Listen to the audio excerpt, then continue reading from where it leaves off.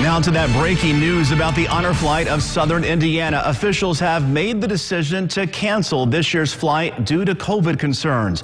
Brad Bird here now with the details. Brandon, heartbreaking indeed news regarding this adventure that is again on hold. Joining me tonight are Julie Holtz, who is the president of the Honor Flight of Southern Indiana, and Diane Shaw, vice president of the local Honor Flight chapter. Julie and Diane, this is the third time this has happened, and these veterans have been looking forward to this for so long. After all of the planning that went into this latest flight, what brought you to this very painful decision?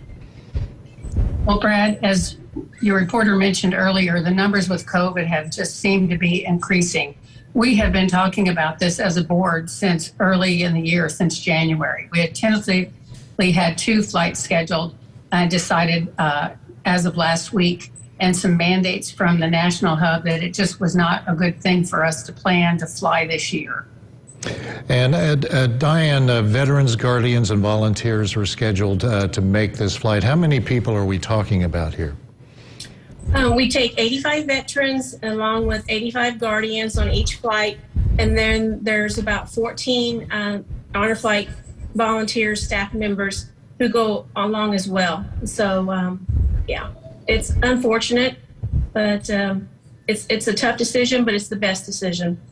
And why are these flights so important for our veterans? We have been lucky enough to go on one of those flights. I went about 5 years ago. Why is this so important for the veterans? Many of them have not even been on an airplane before. That's true, Brad. Some have never been on an airplane, and what a wonderful way for us to show our respect and give them a beautiful day to go to our country's capital, and to see the monuments that have been put together in their honor for all they did for our country. And it's just wonderful. It's a wonderful organization, and we love taking the veterans, and this has just been absolutely heartbreaking for us to make this decision at this time. Hard to believe 2019 was the last flight from Evansville. 2019, almost 2 years ago. For future flights, how will you be able to allocate space for those who missed this flight and who have been waiting for so long? Well, we have all of their information in our database, and we will use our same guidelines and basically kind of go back to those original people that were supposed to go 3 flights ago and see if they're still ready to go, and look forward to taking them next year. So one of the things we also found out recently is that the Korean War Memorial in Washington, D.C. is undergoing a major renovation. It is completely fenced off. The statues look to be like they're going to be crated and taken out of the area. We're not sure about that. And that will be under construction and renovation for several months. That's one of the main things that we do, besides taking the veterans to the World War II Memorial, is to take them to that Korean War Memorial. And that is just not going to be available at this time, and not for many more months. And the reason these veterans are usually in wheelchairs, even those who do not need the use of a wheelchair, is you cover a lot of ground in such a short period of time. This is a flight that starts out on a Saturday morning and ends on a Saturday evening with that great homecoming at Evansville Regional Airport.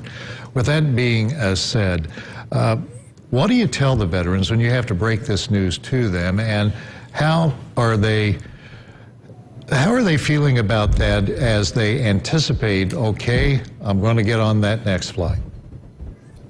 I think I mentioned to you earlier, the welcome home parade that we have given the first 11 flights is such a big part of the honor flight experience.